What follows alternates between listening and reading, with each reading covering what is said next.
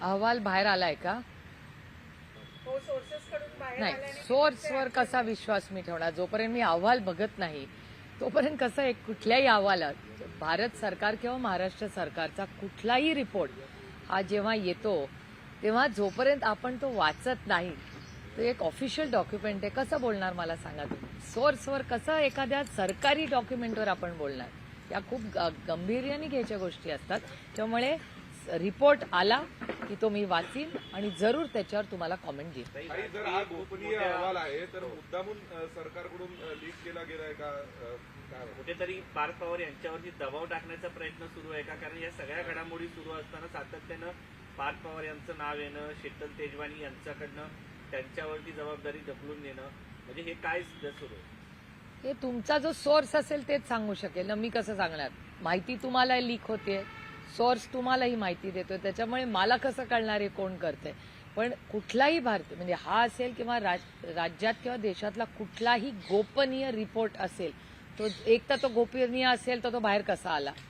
आणि कुठलाही रिपोर्टवर बोलताना माझ्यासारख्या व्यक्तींनी, जी लोकप्रतिनिधी आहे, त्यांनी वाचल्याशिवाय ह्याच्यावर बोलू नये असं माझं वैयक्तिक मत आहे. सुरुवातीला तुम्ही पार्थ पवार यांच्या प्रकरणामध्ये त्यांना डिफेंड करताना पाहायला मिळालं होतं. तुम्ही पहिल्या होता की पार्थ असं करू शकत नाही असं म्हणतात, त्याच्यावर तुम्ही आजही ठाम आहात? नाही, मी जेव्हा पार्थला प्रश्न विचारला होता, मी तुमच्याच चॅनलवरती बातमी पाहिली आणि ती चॅनल बघून मी साधारणपणे कुणाबद्दल अशा बातम्या आल्या की मी त्या व्यक्तीला फोन करून विचारते की बाबा अशी बातमी आली आहे, काय आहे ही परिस्थिती? तेव्हा पार्थला मी फोन केला होता सकाळी आणि मी असं म्हणले होते, तो मला म्हणला आत्या मी काही चुकीचं केलं नाही, मी तुम्हाला नंतर समजून सांगतो काय झालं. त्याच्यामुळे तेव्हा सकाळी मी तो स्टँड त्याच्यावर विश्वास ठेवून हा ठेवला.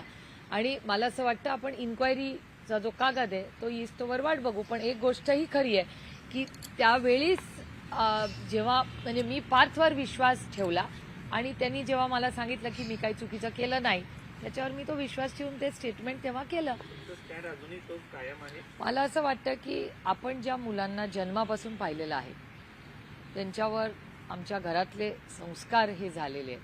त्यामुळे माझा विश्वास आणि अपेक्षा, माझी आमच्या घरातल्या प्रत्येक मुला आणि मुलीकडून अपेक्षाही आहे की त्यांनी कुठलंही काम ते करणार नाहीत आणि करूही नाही इथून पुढेही. एवढी एक आत्या म्हणून, एक आई म्हणून, एक मावशी म्हणून आमच्या घरातल्या सगळ्याच मुलांकडून माझी ती अपेक्षा. काही काल सुनेत्रा पवारांच्या नेतृत्वामध्ये पक्षाची बैठक देवगिरीवरती पार पडल्याचं बघायला मिळालं. त्यात चर्चा ज्या पद्धतीने झाली त्यानुसार 26 तारखेला सुनेत्रा पवार या राष्ट्रीय अध्यक्ष होतील अशा पद्धतीची माहिती समोर आली. त्या गटाने काय करायचं किंवा काय नाही करायचं तो त्यांच्या गटाचा विषय आहे ना. त्याच्यामुळे त्या ज्या बातम्या येत आहेत तो त्यांच्या त्या गटाच्या आहेत. त्याच्यामुळे याची मला फारशी काय माहिती नाही. पुणे जमीन गैरव्यवहारात परत मॅम एक गोष्ट अशी आहे की तेजवानी जे आहे त्या जमिनीसाठी उच्च न्यायालयात जेव्हा गेले तेव्हा उच्च न्यायालयाने सांगितलं आहे की कशा प्रकारे हा उच्चभ्रू घोटाळा आहे. बरोबरच सहानुभूतीच्या आधारावर मागितलेल्या जामिनामुळे चुकीच्या ठिकाणी सहानुभूती दाखवल्यासारखं होईल असं न्यायालयाने स्पष्ट सांगितलं. आणि त्यांनी पार्थ पवारांना म्हणजे त्यांच्यावरती जबाबदारी ढकलण्याचाही प्रयत्न केलाय असंही त्यांनी सांगितलं. Matter is sub judice. त्याच्यामुळे कोर्ट काय देतं त्याच्यावर आपण कसं बोलणार ना. या देशामध्ये कोर्टाचे जे निर्णय असतात ते आपल्याला मान्य करायचे असतात. त्याच्यामुळे त्याचे काही ऑब्झर्वेशन्स असतील.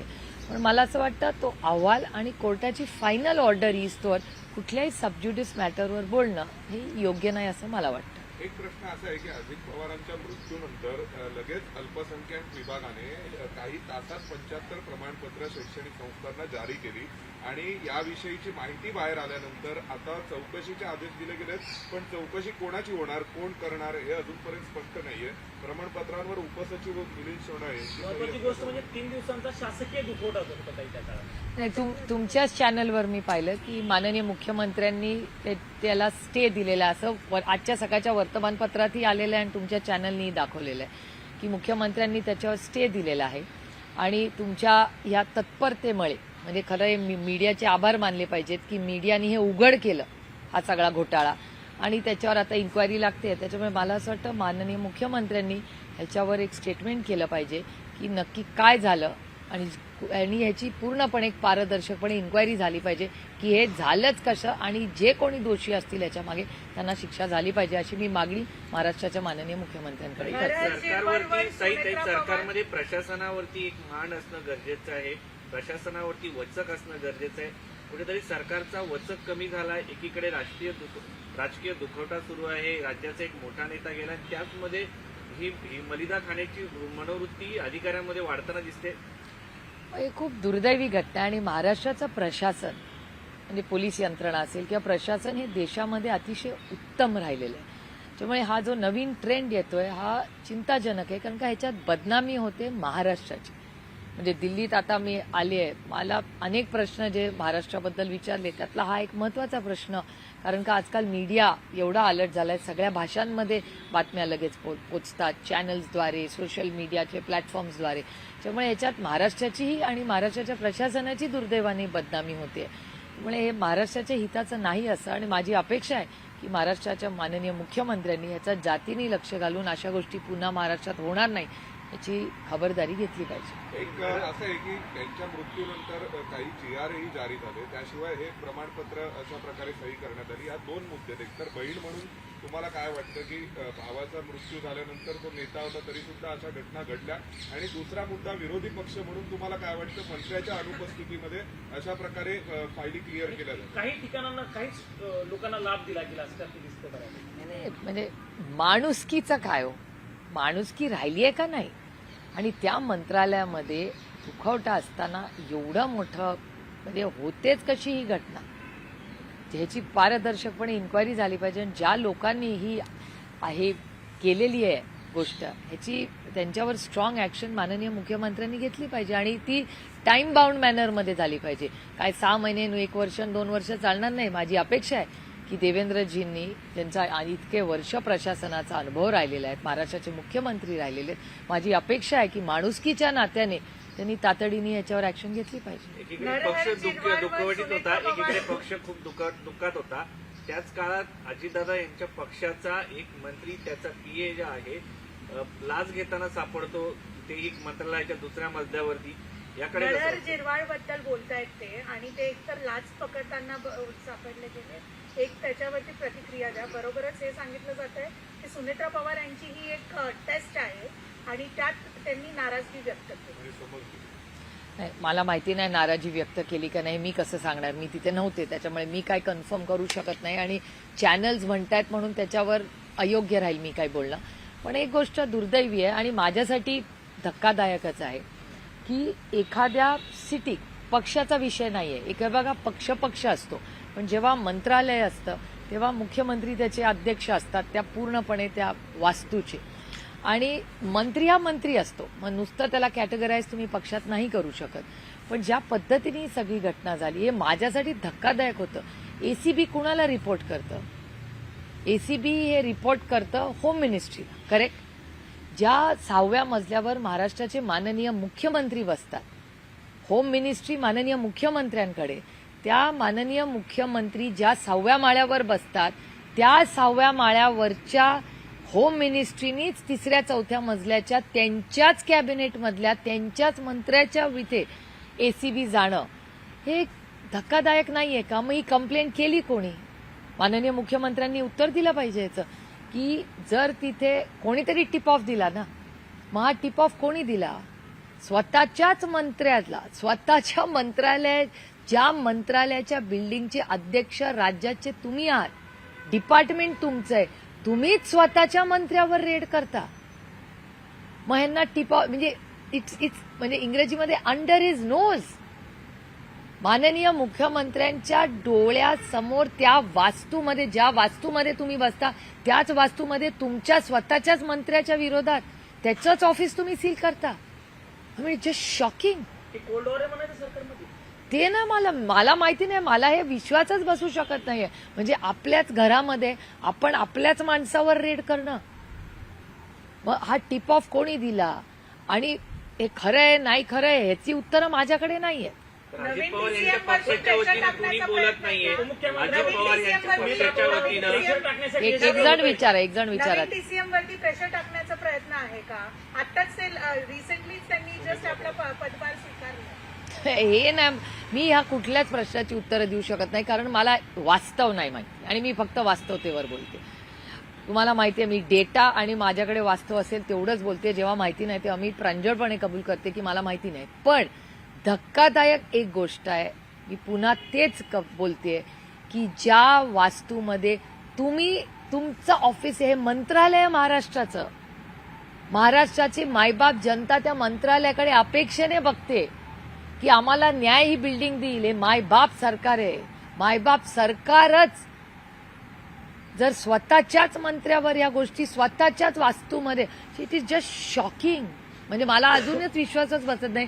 आणि ते डिपार्टमेंट माननीय मुख्यमंत्र्यांकडे, माननीय मुख्यमंत्र्यांनीच स्वतःच्याच मंत्री, कारण का मी पुन्हा पुन्हा रिपीट करते की जेव्हा तुम्ही मुख्यमंत्री असता तेव्हा तुम्ही पक्षाचे मुख्यमंत्री नसता, तुम्ही राज्याचे मुख्यमंत्री असता. मंत्री पक्षाचा नसतो, तुमच्या कॅबिनेटमधला तो मंत्री असतो. मग कसला हा पक्ष आणि तो पक्ष? Your a team. आपल्याच टीम मेंबरवर हे करणं आणि त्याचं ऑफिस सील करणं, आणि हे मला कुठून कळलंय? तुमच्या चॅनलवरनं कळलं. याच्यावरती पक्षाकडनं कुठलीही ठाम भूमिका मांडली गेली नाही किंवा कोणी दादांच्या समोर आलं वतीनं नाही असं कोणी वाटतं, बोललेलं कारण गेलेलं देवळांना नाहीये. protect पक्षाच्या करताना वतीनं कोणी प्रफुल्ल बघायला पटेल मिळालं आणि नाहीये. ते नाही मला माहिती. आता त्यांच्या पक्षाने पार्थला पण कुठे डिफेंड केलं, त्याच्यामुळे ते सोयीप्रमाणे म्हणजे त्यांची डिफेन्स मेकॅनिझम काय आहे मला नाही माहिती बाबा. काही महसूल मंत्र्यांवरही आरोप झालेले आहेत. काही ताई, याचा प्रश्न एकच प्रश्न आहे याच्या संदर्भामध्ये. ज्या पद्धतीने सांगितलं जातंय की पक्षाच्या नव्या नेतृत्वाने समज दिली याचा अर्थ काहीतरी घडलं असं समजायचं. मला माहिती नाही. ह्या प्रश्नाची उत्तरं तुम्हाला त्या गटाला विचारावी लागेल. याचं कारण असं की आता त्यांच्या मीटिंगमध्ये काय झालं, समज दिली नाही दिली, घटना झाली, मला अजून म्हणजे जोपर्यंत तो रिपोर्ट येत नाही, माहिती येत नाही आणि महाराष्ट्राचे माननीय मुख्यमंत्री स्टेटमेंट करत नाही, मी नाही कधी स्टेटमेंट करणार. कारण का झिरवळांबरोबर मी काम केलेलं आहे. शून्यातून विश्व उभं केलेले झिरवळ आहेत. मी त्यांना अनेक वर्ष ओळखते. त्याच्यामुळे झिरवळांवर हा जो आरोप झालेला आहे, तो जो केलेला आहे, ह्याचं पारदर्शकपणे महाराष्ट्राच्या माननीय मुख्यमंत्र्यांनी आपल्याला क्लॅरिफिकेशन दिलं पाहिजे. मी झिरवळांना खूप वर्ष ओळखते. आणि हे बघा, माझा स्वभाव तुम्हाला माहिती आहे. जेव्हा भुजबळ साहेब ही किंवा नवाबभाई जेलमध्ये गेले होते तेव्हा मी पारदर्शकपणे आर्थर रोडला किंवा कोर्टात गेले होते त्यांच्या फॅमिली बरोबर. कारण का आम्ही कधी ना कधी एका ताटात जेवलेले लोकच, एकामेकाच्या सुखदुःखात उभे राहिलेलो. त्यामुळे भुजबळ साहेब जेव्हा जेव्हा मला वाटलं त्यांची फॅमिली अडचणीत आहे, की कोर्ट असू दे, जेल असू दे, हॉस्पिटल असू दे, मी तिकडे गेलेले आणि पुढेही जाणार. कारण का आमच्या संघर्षाच्या काळात ते आमच्यावर उभे राहिलेत, हे मी कधी विसरलेले नाही. माझ्या आईनी माझ्यावर संस्कार केलेत की 2 पैशाचं पण कोणी आपल्यासाठी आयुष्यात केलं ना, सुप्रिया उपकारात राहा. मी सगळ्यांच्या उपकारात राहते, कारण का हे सगळे लोक माझ्या वडिलांबरोबर चांगल्या वाईट काळात ताकदीने उभे राहिले. त्याच्यामुळे मग भुजबळ साहेब असू दे, नवाबभाई कोर्टात असू दे, ते सगळे आर्थर रोड जेल कुठल्याही जेलमध्ये असू दे, मी ताकदीने त्यांच्याबरोबर उभे कालही राहिले, आजही राहणार आणि उद्याही राहील. त्यांना गरज एकटं पाडलं असं म्हणायचं. नाही. ती बघा, झिरवळ साहेबांना काल मी कॉन्टॅक्ट करायचा प्रयत्न केला, कारण का मला माहिती हवी होती की नक्की ऑफिसमध्ये काय झालं. माझं त्यांच्याशी बोलणं झालेलं नाही. मी निरोप ठेवलाय त्यांच्यासाठी की मला प्लीज करा, कारण का मला क्युरिओसिटी होती की नक्की झालं काय. पहिला मुद्दा. दुसरा मुद्दा की एक शून्यातून झिरवळांनी एक आयुष्य उभं केलंय, कष्टातून. ते काय मॅनेजमेंट कोटावाले नाही, ते स्वतः शून्यातून उभे राहिलेले. त्याच्यामुळे काय नक्की त्यांच्या ऑफिसमध्ये झालं, आणि महाराष्ट्र सरकारकडून पारदर्शकपणे उत्तरच येत नाहीये ना. महाराष्ट्र सरकारने उत्तर दिलं पाहिजे ना. आता तुम्ही विचार करा ना, तुम्ही जर महाराष्ट्राच्या माननीय मुख्यमंत्री असता, तुमच्या ऑफिसमध्ये किंवा तुमच्या प्रेसचं म्हणूया ना, पण तुमचा प्रेस आहे ना, तुमच्या चॅनलमध्ये तुमचा एक रिपोर्टर पैसे घेता सापडला, तुमच्या एडिटरनी सांगायला नको तुम्हाला सगळ्यांना इन्क्वायरी लावायला नको? त्यांनी स्टेटमेंट केलं पाहिजे की बाबा आज आपल्या ऑफिसमध्ये ही घटना झालेली आहे. आणि हे नुसतं प्रायव्हेट कंपनी नाही, महाराष्ट्राचं सरकार आहे. ही प्रायव्हेट कंपनी नाही. प्रायव्हेट कंपनीमध्ये लगेच इन्क्वायरी लागते. हे महाराष्ट्राचं सरकार आहे. मंत्रालयातून पूर्ण राज्य चालतं. 6व्या मजल्यानी 3ऱ्या-4थ्या मजल्यावर रेड केली आहे. हे म्हणजे मला अजून खरंच वाटत नाही की माननीय मुख्यमंत्र्यांनी स्वतःच्या कॅबिनेट मिनिस्टरवर ही रेड होते. हे असं कसं होऊ शकतं? पक्ष शांत आहे ताई. तर त्याचं उत्तर मी नाही देऊ शकत. त्यांच्या गटाने काय करायचं काय नाही करायचं त्यांचा चॉईस आहे. मी हे बघा, मी लोकप्रतिनिधी, लोकांचा आवाज म्हणून मी दिल्लीला मला पाठवतात. त्याच्यामुळे महाराष्ट्र सरकारमध्ये जे काय होतं किंवा ज्या राज्यातून मी येते किंवा दुसऱ्या राज्यांमधून येते, मला लोकांनी इथे बोलायलाच पाठवलेलं आणि न्याय मागायला, आणि मी विरोधात आहे. त्याच्यामुळे अर्थातच माझी नैतिक जबाबदारी आहे की माझ्या राज्यात, ज्या राज्यातून मी निवडून येते त्या राज्यात जर चुकीच्या गोष्टी होत असतील, ज्या कधीच झालेल्या नाहीत. एसीबीची रेड मंत्रालयात होते, कॅबिनेट मिनिस्टरचं सील होतं, कॅबिन सील होतं. ऐसा कैसे हो सकता है? काही विशेष म्हणजे त्यांनीच पहिल्यांदा सुनेत्रा पवार उपमुख्यमंत्री व्हाव्यात असं झिरवळ म्हणाले होते. सगळ्यात पहिली आज भूमिका तुम्हाला त्यांनी एक ठाम मांडली होती. नेता म्हणून वाटतं की झिरवळांच्या पाठीशी उभं राहण्याची गरज आहे नेतृत्वाने किंवा नाही बघा, माझं म्हणजे मला माझ्या ह्या बाबतीत मुद्दे कम्प्लीट क्लॅरिटी. माझं असं म्हणणं असतं की आरोप प्रत्यारोप होत राहतात. आपण आपल्याबरोबर जे लोक आहेत त्यांच्याबरोबर नेहमी उभं राहिलं पाहिजे. जे आपल्या सुखदुःखात आपल्यावर राहिले त्यांच्यावर आपण राहिलं पाहिजे. हे इट इज द ऑब्व्हियस ना. म्हणजे हीच तर माणुसकी आहे ना. राजनीती तो चलती रहेगी. ताई, काल जी बैठक झाली आणि जोपर्यंत इन्क्वायरी, मी कधीच आजपर्यंत कुणावर आरोप केले नाही, प्रत्यारोप. जेव्हा डेटा येतो त्या डेटा बेसवर मी बोलते. ताई, काल जी मॅम, बैठक पार्थ झाली पवारवरती काल प्रश्न. जी बैठक झाली सुनेत्रा पवारांच्या नेतृत्वामध्ये, त्या बैठकीमध्ये सुनील तटकरेंनी सांगितलं की विलिनीकरणाच्या अनुषंगानं कुठलीच चर्चा नाही. म्हणजे ज्या पद्धतीनं तुमच्या पक्षाच्या अनेक नेत्यांकडनं दावे केले जात होते किंवा बोललं जात होते की बाबा दादांसोबत आमची चर्चा होती, आमचे दोन्ही पक्ष आगामी काळामध्ये एकत्र होतात. पवार साहेबांनी 12 तारखेची सांगितलेली होती. सुनील तटकरे म्हणतात आता कुठल्याही पद्धतीची चर्चा नाही. अर्थ घ्यायचा आहे आता की विलिनीकरणाची चर्चा आता गुंडाळली मी म्हणून. तुम्हाला एक गोष्ट सांगू का? माझा भाऊच राहिला नाही, आता दादाच नाही राहिला. क्या मायने रखता है? त्याचं दुःख, दादानी घेतलेले निर्णय, दादाची स्वप्न ती दादाबरोबरच गेली. आणि आज माझा भाऊच नाही राहिला. त्याच्यामुळे आज कोण काय म्हणतंय मला काय फरक पडतो? मला खरंच सांगा. ताई, नरेश अरोरा हे त्या पक्षाचे सल्लागार आहेत. त्यांना राज्यसभा दिली जाणार असल्याची या बातम्या येत आहेत. कसं बघता? कारण दादांनी जी बैठक शेवटची झाली तटकरेंसोबत, त्या नरेश अरोरांना काम जे दिलं होतं ते कमी करण्यासंदर्भात चर्चा झाली होती. आता त्याच अरोरांना राज्यसभा मिळणार असं सांगितलं जातं. आजच्या सकाळच्या वर्तमानपत्रात संभाजीनगरला ती बातमी आली आहे असं अनेक चॅनल्सवर सांगण्यात आलंय. त्यामुळे ते आता त्यांच्या पक्षाने कुणाला कुठलं काय पद द्यायचं हा त्यांच्या पक्षाचा अधिकार आहे ना. एका सशक्त लोकशाहीमध्ये त्यांनी ठरवायचं कुणाला काय द्यायचं. तो त्यांचा अंतर्गत विषय आहे त्यांच्या पक्षाचा. मॅम, पार्थ पवाराबद्दल एकतर ज्या प्रकाराने जे ॲलिगेशन्स त्यांच्या अगेन्स्ट येत आहेत, तसंच हेही बघितलं जातं ते कुठे ना कुठे फोरफ्रंटवर आहेत. म्हणजे अजित पवार यांच्या निधनानंतर सुनेत्रा पवार मॅम बरोबर पण फोरफ्रंटवर दिसतात. तर एक नैतिकता म्हणून कुठे ना कुठे एक अकाउंटेबिलिटी फिक्स होते, ती दिसून येत नाही हेही कुठे समजतं. म्हणजे ते होल्ड घेत आहेत पार्टीवर किंवा ते कोणतं रोल प्ले करणार आहेत. ऑलरेडी ॲलिगेशन्स आहेत त्यांच्यावरती. एक हा प्रश्न. बरोबरच सरकारचा पण कुठे ना कुठे प्रेशर आहे का या पूर्ण सुनेत्रा पवार आणि अजित पवार या फॅमिलीवरती? कारण की पहिले नरहरी झिरवळ, इव्हन पार्टीवरती पहिले नरहरी झिरवळ आणि आता हा अहवाल. मला खरंच याच्यावर काही फार बोलता येणार नाही, कारण का हा त्यांचा सगळ्यांचा तो अंतर्गत प्रश्न आहे. त्यांचे मित्रपक्ष त्यांनी सगळ्यांनी काय करायचं हा त्यांचा अंतर्गत प्रश्न आहे ना. त्याच्यात मी कसं ढवळाढवळ करणार? आणि एका सशक्त लोकशाहीमध्ये प्रत्येकाने काय निर्णय घ्यायचा, काय करायचं, तो अधिकार संविधानाने त्यांना दिलेला आहे. त्याच्यामुळे तो त्यांचा इंटरनल इश्यू आहे. दादांच्या अपघाती निधनाला आता जवळपास 20 दिवस पूर्ण होत आले, पण प्राथमिक जो अहवाल असतो चौकशीचा किंवा नेमकं काय झालं हे कुठल्याही पद्धतीनं समोर सांगितलं जात नाहीये. अनेक प्रकारच्या शंका उपस्थित केल्या जातात. तर रोहित पवारांनी ज्या पद्धतीनं पत्रकार परिषद घेतली होती की हा घातपात आहे असं त्यांचं स्पष्टपणे म्हणणं आहे.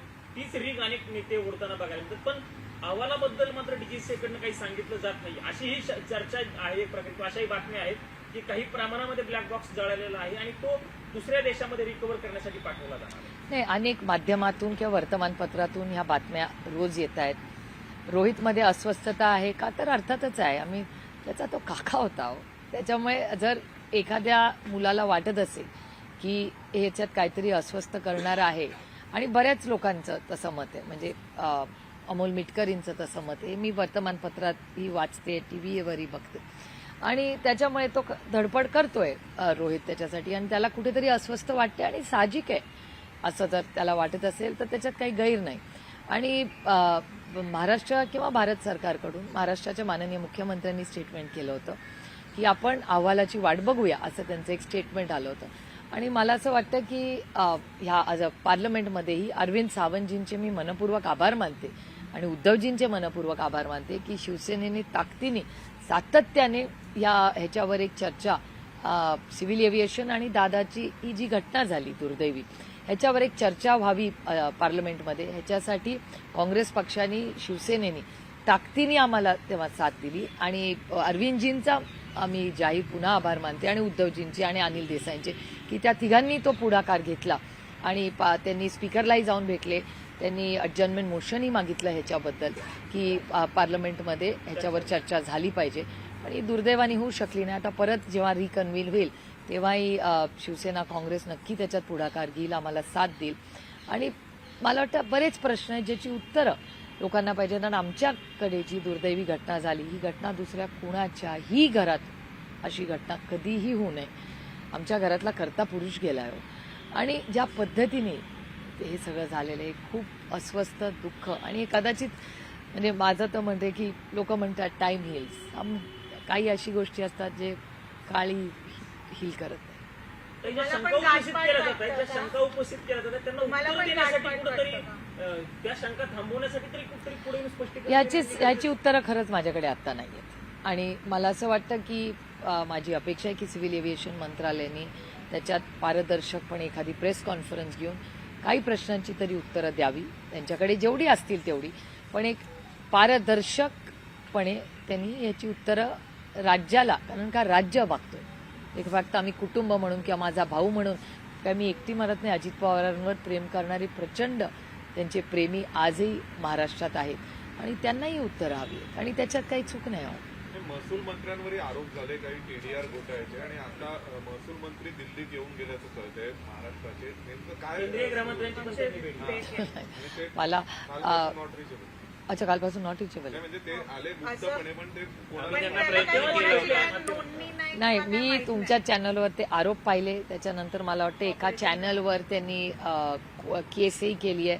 त्यामुळे नक्की काय झालंय त्याच्यात क्लॅरिटी अजून आलेली नाही. त्याच्यामुळे मला असं वाटतं महाराष्ट्र सरकार किंवा माननीय मुख्यमंत्र्यांनी या सगळ्या केसेसवर माननीय मुख्यमंत्र्यांनी एक प्रेस घ्यावी. माननीय मुख्यमंत्री अनेक वेळा कॅबिनेटमध्ये आता असेलच ना आज उद्या कधीतरी कॅबिनेट, त्याच्यामुळे माझी माननीय मुख्यमंत्र्यांना विनम्र विनंती आहे की आपण ह्या सगळ्यावर आपण सगळ्यांनी महाराष्ट्राला आपण सगळ्यांनी सांगावं की वास्तव काय आहे या सगळ्याच गोष्टीचं. काही अलीकडे असं होतं की मंत्र्यावरती आरोप होतात पण ते मंत्री दिल्लीत येऊन भेटून जातात. आगामी काळात मंत्रिमंडळ विस्तार पण होणार असं सांगितलं, आता फेरबदल होणार आहे. सगळ्यांच्या मंत्र्यांच्या मनात धाकधूक असल्याचं समजतं. मला ना अशा वेळेस पार्टी विथ अ डिफरन्स आठवतं. जेव्हा आमचं सरकार होतं तेव्हा भारतीय जनता पक्ष नेहमी त्या काळात आम्हाला सुनवायचा की आम्ही पार्टी विथ अ डिफरन्स आहोत, कार्डर बेस्ड पार्टी आहोत, पार्टी विथ अ डिफरन्स. हे सगळं काँग्रेसचं कल्चर आम्ही करणार आहे. आमच्याकडे काय दिल्लीत हाय कमांड नाही, आम्हाला दिल्लीला कशासाठी जावं लागत आहे. किती आयुष्य स्ट्रेंज असतं ना. ज्या ज्या गोष्टी भारतीय जनता पक्षाने काँग्रेसवर विरोध केल्या, आज भारतीय जनता पक्ष तसंच चालतं. ज्या लोकांवर भारतीय जनता पक्षाने आरोप केले त्यातले 80% लोक आज भारतीय जनता पक्षात निर्णय प्रक्रियेत आहेत आणि सत्तेमध्ये आहेत. हे किती इंटरेस्टिंग असतं ना. तुम्ही विचार करा, त्या सगळ्या ज्या गोष्टी तेव्हा तेव्हा जे आरोप केले भारतीय जनता पक्षाने 10 वर्षांनी तेच लोक आहेत, तेच सर्कमस्टन्सेस आहेत, फक्त चिन्ह बदलले. त्या लोकांकडे आधी पंजा होता, आज कमळ आहे. बदललं काहीच नाही. मॅम, एक म्युझिकल रोड आहे मुंबईत, तुम्हाला माहिती असेल. पण मुंबई मेट्रो ज्या प्रकाराने स्लॅब कोसळला त्यानंतर अमित ठाकरे यांचं एक हे आहे, मत आहे हे शून्य हीच आहे आपल्या आयुष्याची किंमत. म्युझिकल नखरे थांबवा आणि बरोबरच मुलुंड दुर्घटनेवरती त्यांनी आपलं हे ती खूपच वेदना देणारी, अस्वस्थ करणारी ती घटना आहे. आम्ही सगळ्यांनीच त्याच्यावर खूप नाराजी व्यक्त केली आहे. नुसती नाराजी नाही हो, म्हणजे एखाद्याच्या आयुष्याची किंमत इतक्या हलक्यामध्ये हे सरकार घेणार. याची इन्क्वायरी झाली पाहिजे आणि शिक्षा झाली पाहिजे ज्यांच्यामुळे ही घटना झाली. ती कधी स्ट्रॉंग ऍक्शन घेणार. काही जगदाळे कुटुंबाची परिस्थिती अजून तशीच आहे. तुम्ही त्याच्यावर नाही, मला कालही मी ते अनेक चॅनल्सवरती पाहिली. जगदाळे कुटुंबाचे अनेक वेळा माझेही संबंध येतात पुण्यामुळे अतिशय हुशार ती मुलगी आहे, कर्तृत्वान लेक आहे. ज्या पद्धतीने तिच्या वडिलांची जेव्हा हत्या झाली, ज्या पद्धतीने ती मुलगी वागली, हे तर मी कधीच विसरणार. म्हणजे हिंमत लागते तसं एवढी जबाबदारी घ्यायला, आईची, तिच्या मावशीची, ज्या पद्धतीने ती सगळं स्वतःला तिने होल्ड केलं, लोकांना मदत केली. मला वाटतं आज सकाळी एक बातमी आली आहे की आता पुन्हा महाराष्ट्र सरकारला जाग आलेली आहे आणि तिच्या नोकरीचा निर्णय पुन्हा म्युन्सिपल कमिशनरला ऑर्डर आलेली आहे, अशी आज सकाळीच बातमी झाली. कारण का माझंही पुन्हा म्युन्सिपल कमिशनरशी बोलणं झालं. त्यांनी सांगितलं की आता GAD कडून काहीतरी ऑर्डर आली आहे. त्यामुळे एक आठवडा जर एक आठवड्यात त्या मुलीला न्याय मिळाला नाही तर तिच्यासाठी आंदोलन करायची जबाबदारी मी स्वतः घेईन. तुम्ही पहिल्यांदा मागणी केली नको होती की शहीदांचा दर्जा द्या सगळ्यांना. इतरही जे पहलगाम मधले बरेचसे 6 जण एकूण महाराष्ट्रातले सगळ्यांकडे दुर्लक्ष झालेले आहे. किमान जगदाळेंचा मुद्दा आला नाही, जगदाळेंचा नाही. हे दुर्दैव आहे की पहलगामचा अटॅकच लोक विचारले, ते ऑपरेशन सिंदूरमध्येच पुढे पुढे गेले.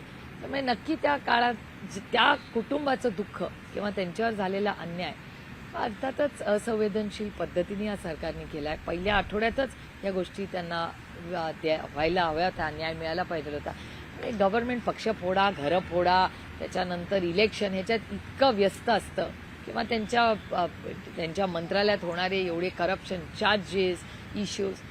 दुर्दैव आहे की गेले एवढा मोठा मॅन्डेट महाराष्ट्राच्या मायबाप जनतेने त्यांना दिलं, त्या मानाने त्या जनतेला तेवढा न्याय मिळाला नाही. चला.